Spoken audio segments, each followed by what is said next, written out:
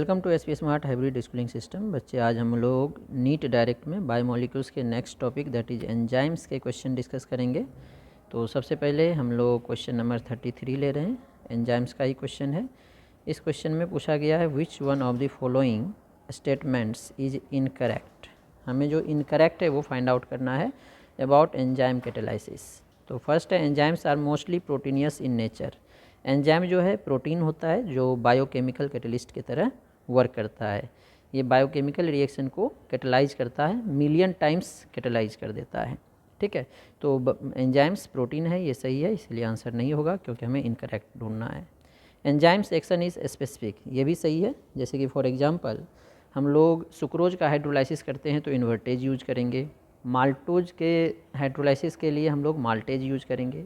अगर माल्टोज के हाइड्रोलाइसिस में हम लोग इन्वर्टेज यूज कर दें तो कैटलाइज नहीं होगा, क्योंकि जो एंजाइम्स होता है वो स्पेसिफिक इन नेचर होता है due to key and lock model, इसीलिए की एंड लॉक मॉडल पे बेस्ड है। Enzymes are denatured by UV rays and high temperature. सही है, जब टेम्परेचर चेंज करते हैं तो प्रोटीन का स्ट्रक्चर चेंज हो जाता है, जिसके कारण उसका नेचर भी चेंज हो जाता है, जिसे हम लोग डीनेचुरेशन बोलते हैं। तो जब हम लोग टेम्परेचर चेंज करेंगे तो एंजाइम डीनेचर्ड हो जाएगा, क्योंकि एंजाइम भी प्रोटीन है, तो ये भी सही है। Enzymes are least reactive at optimum temperature, ये इनकरेक्ट है। एंजाइम्स की एक्टिविटी सबसे ज़्यादा होती है optimum temperature and optimum pH पे। ऑप्टिमम टेम्परेचर होता है ऑलमोस्ट रूम टेम्परेचर, और ऑप्टिमम पीएच होता है जो हमारे बॉडी का होता है। बॉडी टेम्परेचर और बॉडी पीएच ही optimum temperature and optimum pH होता है। 33 हो गया, 34 है next. During the process of digestion the proteins present in food materials are hydrolysed to amino acid, the two enzyme involve in the process. तो बच्चे, जब protein के हाइड्रोलाइसिस में हम लोग जो एंजाइम यूज करते हैं पॉलीपेप्टाइड बनाने के लिए, इसे बोलते हैं पेप्सिन। ठीक है, एंजाइम्स का नेम पूछा है। फिर पॉलीपेप्टाइड से एमिनो एसिड बनाने के लिए जो हम लोग एंजाइम यूज करते हैं that is trypsin, pepsin and trypsin. तो पेप्सिन एंड ट्रिप्सिन देखो बी पार्ट में है, तो बी पार्ट करेक्ट होगा, TRYP, पेप्सिन एंड ट्रिप्सिन। ठीक है, नेक्स्ट है हमारे पास enzymes are made up of. Enzymes किससे बना होता है? एंजाइम्स प्रोटीन से बना होता है, जो कि हमने पहले ही डिस्कस किया था, with specific structure, B part correct होगा।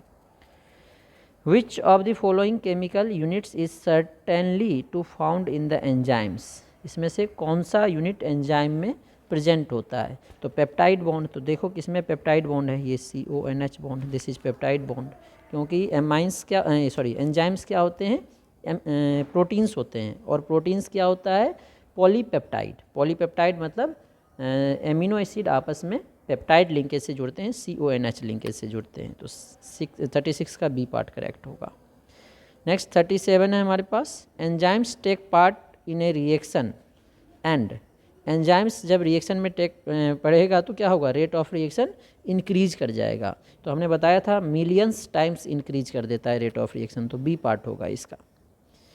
Decrease rate of reaction incorrect है, बी पार्ट करेक्ट होगा। 38 है, cheilosis occur due to deficiency of. Cheilosis होता है रिबोफ्लाविन के डेफिशिएंसी से। ठीक है ना, रिबोफ्लाविन बोलते हैं विटामिन B2 को। ठीक है ना, चिलियोसिस होता है inflammation and small cracks in one और both corners of the mouth. ये होता है due to deficiency of vitamin B2, जिसे रिबोफ्लाविन बोलते हैं। नेक्स्ट 39 है, ये भी विटामिन का ही क्वेश्चन है।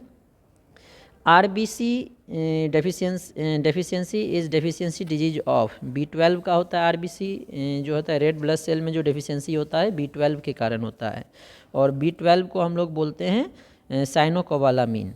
ठीक है, deficiency of B12 cause pernicious anaemia which is RBC deficiency in haemoglobin. ठीक है, नेक्स्ट क्वेश्चन नंबर 40 है, deficiency of vitamin B1 cause. Vitamin B1 के कारण होता है बेरी बेरी। तो बेरी बेरी देखो बी पार्ट में है। Which of the following is water soluble. Water soluble vitamin कौन कौन से होते हैं ये पूछा गया है। तो water soluble vitamin B and C होता है। 41 में vitamin B and C water soluble होता है। इसके अलावा जो बच गया A, D, E, K, ये फैट सोल्यूबल होता है। विटामिन H ना तो वाटर में डिजॉल्व होता है, ना ही फैट में डिजॉल्व होता है, तो इसका विटामिन B हो जाएगा। 42 है the human body does not produce, human body क्या प्रोड्यूस नहीं करेगा, ठीक है।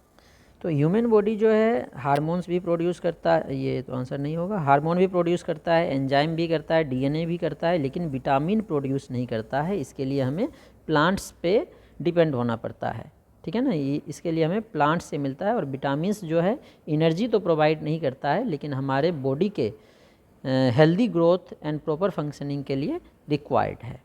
और विटामिन्स में भी जो हमारे बॉडी मतलब प्रोड्यूस नहीं कर सकता है वो विटामिन्स होता है A, B1, B2, B5, B6, B7, B9, B12 के। लेकिन हमारे बॉडी में जो है ये सारे vitamins human body can not synthesise ये सारे vitamins A, B1, B2, B5, B6, B7, B9, B12 but are able to synthesise B3 and vitamin D। B3 और विटामिन D हमारे बॉडी सिंथेसाइज कर सकता है। तो मैक्सिमम विटामिन सिंथेसाइज हमारे body में नहीं होता है, इसके लिए हमें प्लांट्स पे डिपेंड होना पड़ता है, इसलिए इसका आंसर विटामिन होगा। 43 है vitamin B12 contains. Vitamin B12 जो है साइनोकोबालामिन होता है। साइनोकोबालामिन जो है कोबाल्ट का कॉम्प्लेक्स होता है, कोबाल्ट CO3+ आयन का, तो सी पार्ट करेक्ट होगा। नेक्स्ट 44 नंबर क्वेश्चन है गिवन बिलो आर 2 स्टेटमेंट्स। ये न्यूक्लिक एसिड का है और स्टेटमेंट के अकॉर्डिंग हमें आंसर बताना है। A unit form by the attachment of a base to first position of sugar is known as nucleoside. Sugar और बेस मिलके न्यूक्लियोसाइड बनाता है, और इसमें अगर फॉस्फेट ग्रुप भी आ जाएगा तो न्यूक्लियोटाइड बोलेंगे। When nucleoside is linked to phosphorous acid at 5th position of sugar, ठीक है ना, वी गेट न्यूक्लियोटाइड। ये भी सही है, ये भी सही है, तो दोनों करेक्ट, ए पार्ट होगा। क्वेश्चन नंबर 45 है। 45 में बोला गया है the correct statement regarding RNA and DNA respectively is. इस बार इनकरेक्ट नहीं पूछा है, करेक्ट पूछा है। The sugar component in RNA is arabinose, ribose होता है, आर्बिनोस नहीं। The sugar component in DNA is deoxyribose, ये तो सही है, लेकिन ये गलत है तो आंसर नहीं होगा। The sugar component in RNA is ribose, सही है, and sugar component is DNA is 2-डीऑक्सी राइबोस, ये सही है, बी पार्ट करेक्ट होगा। 46 है इन DNA the linkage between different nitrogenous base are. Peptide linkage नहीं, फॉस्फेट लिंकेज नहीं, जो हमारे नाइट्रोजीनियस बेस है आपस में हाइड्रोजन बॉन्ड से जुड़े हुए होते हैं, तो इसका सी पार्ट करेक्ट होगा, ठीक है। 46 के बाद नेक्स्ट 47 है हमारे पास। 47 में है the segment of DNA which act as the instrumental manual for the synthesis of the protein is nucleoside, नहीं सॉरी न्यूक्लियोसाइड नहीं, जीन। क्या इसका होगा? जीन होगा, ठीक है ना। क्यों होगा gene? DNA sequence that code for a specific protein is called gene, ठीक है ना, इसीलिए इसका आंसर जीन होगा। 48 है इन DNA the complementary base are adenine और थाइमिन, गुआनिन और साइटोसिन। A और T इक्वल होते हैं और गुआनिन और साइटोसिन G और C इक्वल होते हैं, तो ए पार्ट करेक्ट है इसका। 49 है RNA and DNA are chiral molecules, their chirality is due to chiral base नहीं, कायरल फॉस्फेट नहीं, D sugar component. D sugar component क्या होते हैं? ऑप्टिकली एक्टिव होते हैं, जिसके कारण ये क्या होता है? कायरल होता है, और ये PPL प्लेन पोलराइज्ड लाइट को रोटेट कर सकता है।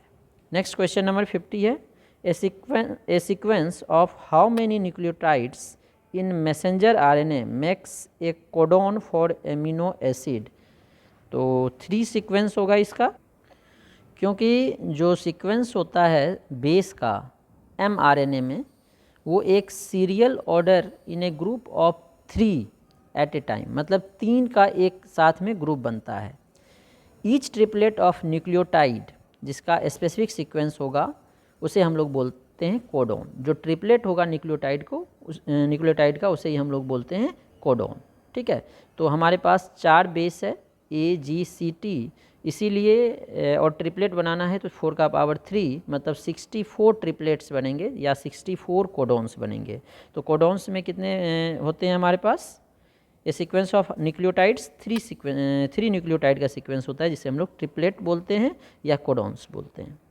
51 है which of the following is correct about the hydrogen bonding in nucleotide. A और टी के बीच में बनता है, जी और सी के बीच में बनता है, इसलिए ए और टी इक्वल होगा, जी और सी इक्वल होगा। नेक्स्ट 52 से हमारा हार्मोन्स का क्वेश्चन है। Which of the following hormone is produced under the condition of stress which stimulates glycogenolysis in the liver of human beings. तो ये होता है हमारा एड्रेनालिन। तो ये हार्मोन्स के नेम है। नेक्स्ट 53 नंबर क्वेश्चन है। Which of the following hormones contain iodine. किस हार्मोन्स में आयोडीन होते हैं? थायरोक्सिन में आयोडीन होते हैं। विच of the following is an amine hormone. इसमें से कौन सा एमाइन हार्मोन है? ये भी थायरोक्सिन होगा।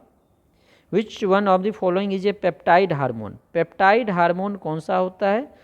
ये नहीं है, थायरोक्सिन भी नहीं है। पेप्टाइड जिसमें CONH बॉन्ड होगा, ठीक है ना। तो CONH बॉन्ड किस में होगा? ये ग्लूकाजोन में CONH बॉन्ड होता है। जो जो हमारा टेस्टोस्टेरोन एंड एड्रेनालिन है, ये एस्ट्रॉयड हार्मोन होता है। थायरोक्सिन नॉन एस्ट्रॉयड हार्मोन होता है एंड ग्लूकाजोन पेप्टाइड हार्मोन होता है, ठीक है। Hormone that helps in a conversion of glucose to glycogen is. कौन सा हार्मोन ग्लूकोज को ग्लाइकोजन में कन्वर्ट करेगा? तो वो इंसुलिन होता है। इंसुलिन जो है वो ग्लूकोज को ग्लाइकोजन में कन्वर्ट करता है। Which of the following is a steroid hormone. Progesterone steroid hormones है, ठीक है ना, विच controls the development and maintenance of pregnancy, ठीक है। और थायरोक्सिन और एड्रेनालिन ये जो है एमाइंस हार्मोन होता है, ठीक है। तो इसके साथ ही हमारे बायोमोलिक्यूल्स के सारे क्वेश्चन हमने डिस्कस कर लिए। इसके बाद नेक्स्ट वीडियो में हम लोग प्रैक्टिकल केमिस्ट्री के कुछ क्वेश्चंस डिस्कस करेंगे, देन P ब्लॉक, फिर हमारे 12th के सारे पार्ट कंप्लीट हो जाएंगे।